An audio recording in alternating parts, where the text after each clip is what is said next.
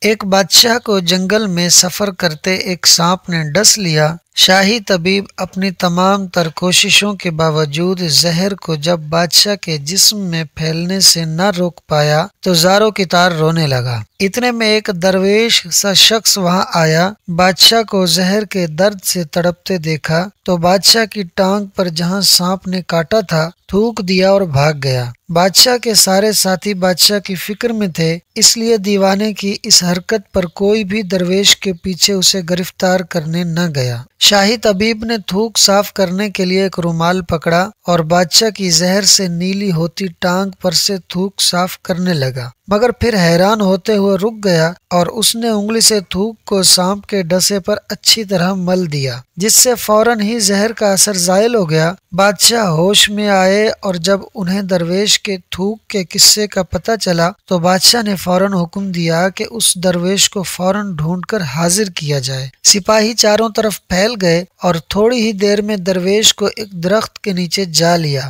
اور پکڑ کر بادشاہ کے سامنے پیش کر دیا۔ بادشاہ نے ادب سے درویش سے کہا، ہم گناہ گاروں کی آنکھ آپ کو پہچان نہ سکی، جس کے لیے میں معذرت چاہتا ہوں۔ آپ سے درخواست ہے کہ میری طرف سے یہ قیمتی پوشاک اور عربی گھوڑا قبول کیجیے۔ درویش نے مسکرا کر بادشاہ کی طرف دیکھا اور بولا، یہ گھوڑا اور پوشاک بہت قیمتی ہے، میں یہ پوشاک پہن کر اس گھوڑے کے لیے گھاس کاٹوں گا تو اچھا نہیں لگوں گا۔ بادشاہ نے کہا، آپ فکر نہ کریں، گھوڑے کے ساتھ خدمت گار بھی دیے جائیں گے۔ درویش بولا، اتنی قیمتی پوشاک، قیمتی گھوڑے اور خادموں کے ساتھ میں رہوں گا کہاں؟ اس دفعہ بادشاہ مسکرایا اور بولا، آپ کے لیے ایک عالیشان رہائش گاہ بھی تعمیر کی جائے گی۔ درویش نے پوچھا، اتنے مال اور دولت اور خادموں کے ساتھ اس رہائش گاہ میں میں تنہا رہوں گا؟ بادشاہ بولا، حضور، میری بیٹی شہزادی گلنار کی شادی آپ سے کر دی جائے گی۔ درویش بولا، اگر آپ نے میری شادی کی تو پھر میرے بچے بھی ہوں گے؟